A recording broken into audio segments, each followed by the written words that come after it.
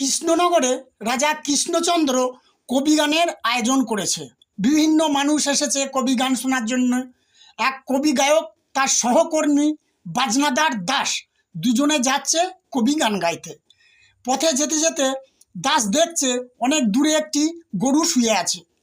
দাস তখন কবিয়ালকে বলছে, আপনি এগিয়ে চলুন, আসর সাজান, আমি ওই দিক থেকে ঘুরে যাচ্ছি। কবিয়াল আসরে পৌঁছেছে, বাজনাদার এখনও পৌঁছায়নি। তারপর কবিয়াল দেখছে দূর থেকে বাজনাদার দাস ঢুকছে।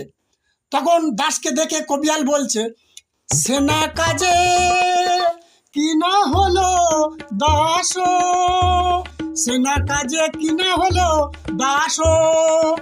দাস তখন বলছে, খচর মচর করিয়া চরণ ধরিয়া উঠিয়া খাইতে লাগিল ঘাস, খচর মচর করিয়া চরণ ধরিয়া উঠিয়া খাইতে লাগিল ঘাস। কবিয়াল বলছে, রাই কুলের কথা খুলে বলবো নাকি, ও দাস কুলের কথা খুলে বলবো নাকি। তখন মন্ত্রী মশাই বলছে, যা যা যা বলগা, আমি তো ধুয়ে খেয়েছি। তখন রাজা কৃষ্ণচন্দ্র বলছে, মন্ত্রী তুমি আবার কি খেয়েছো, কবিয়াল জানতে পারলো।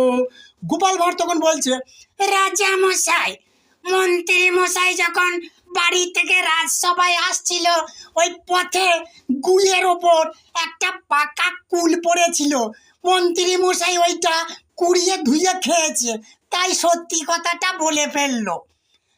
এদিকে খচর মচর করিয়া ওই বাজনাদার দাস বাজনার জন্যে চামড়ার দরকার হয়, তাই গরুটার কাছে গিয়ে ব্যাগ থেকে খুরখাঁচি বার করে একটি পাথরের ওপর ধার দিচ্ছে, খচর মচর খচর মচর খচর মচর দিয়ে যেমন পাটা ধরে চামড়াটা কাটতে যাবে, গরুটা উঠে ঘাস খেতে আরম্ভ করে দিয়েছে।